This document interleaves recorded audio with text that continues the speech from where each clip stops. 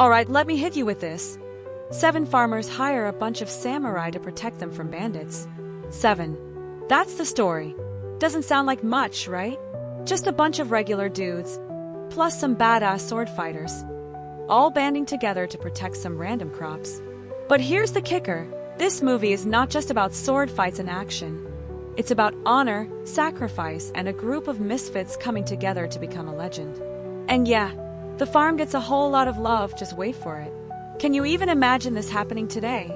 You just casually ask some ruthless warriors to save your life, your farm, and the future of your entire community. In what world does that even work? I mean, we can barely get someone to mow the lawn, and these farmers somehow pulled it off. So let me set the scene. 7 Samurai kicks off in a small, poor Japanese village. It's so bad that the villagers are basically begging for help because they're about to get raided by bandits. But here's where it gets interesting. The farmers don't have anything to offer. They can't pay these samurai in gold or riches. Nope. They're like, hey, we've got some rice and a few goats and maybe a cow if you're lucky. That's their bargaining chip. And miraculously, a group of 7 samurai, led by the wise and grizzled Kanbei, a true expert in the art of calm under pressure, agrees to help these peasants. Now, I know what you're thinking. Why would these samurai risk their lives for a bunch of people who can't even pay them? But that's where the magic happens. It's not about money, it's about honor. These samurai aren't in it for the coin. They're in it for justice, for defending the defenseless, and for something bigger than themselves. Now, let's talk about these 7 samurai for a second. This isn't just your basic team-up movie. Oh no! These guys each bring something different to the table. You've got the leader, Kanbei, who's cool under pressure like an ice-cold glass of water. Then, there's Gorobai, the sharpshooter. This guy could hit a fly's wing off from a mile away. Then you've got Kyuzo, the deadliest swordsman in the land, who is so good, it's like he's in another league. He's just one step away from channeling his inner Jedi. And let's not forget about the wild cards. Heihachi, the funny, jokey one who somehow still gets stuff done. Katsushiro, the young guy who's just itching to prove himself. And Shikuroji, the older samurai who's like that one mentor who knows everything and just grins through the chaos. You can't forget the lovable idiot kicking ass in the background either. And while it may seem like a band of misfits, let me tell you, they make it work. But here's where it gets crazy. These samurai, who could be out there in fancy robes living in the lap of luxury, choose to live with the farmers in their rundown village. And no, they don't get any comfort, they don't get any luxurious beds or even decent food.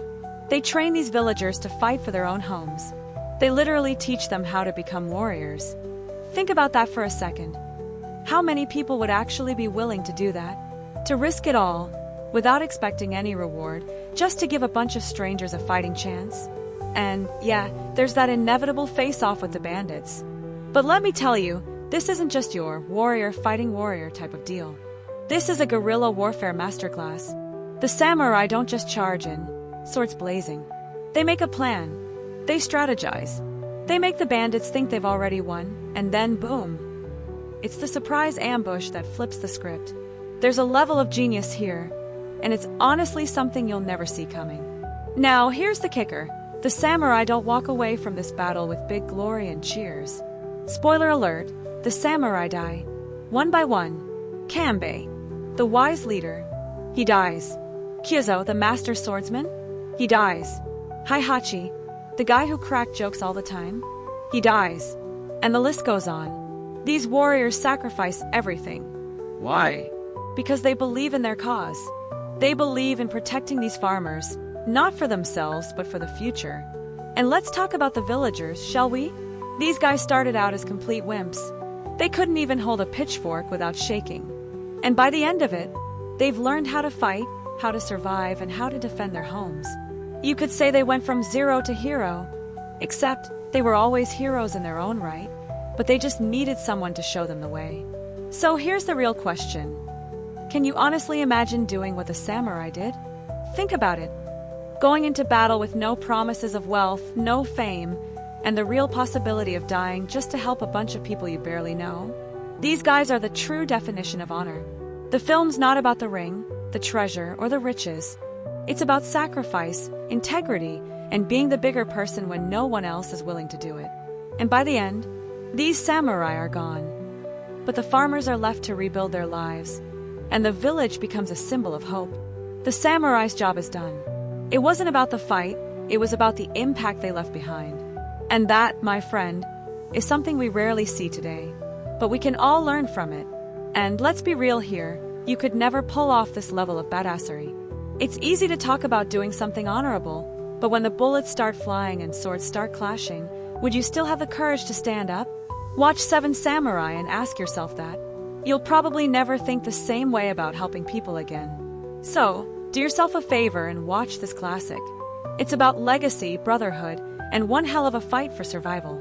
It's definitely not your typical action movie.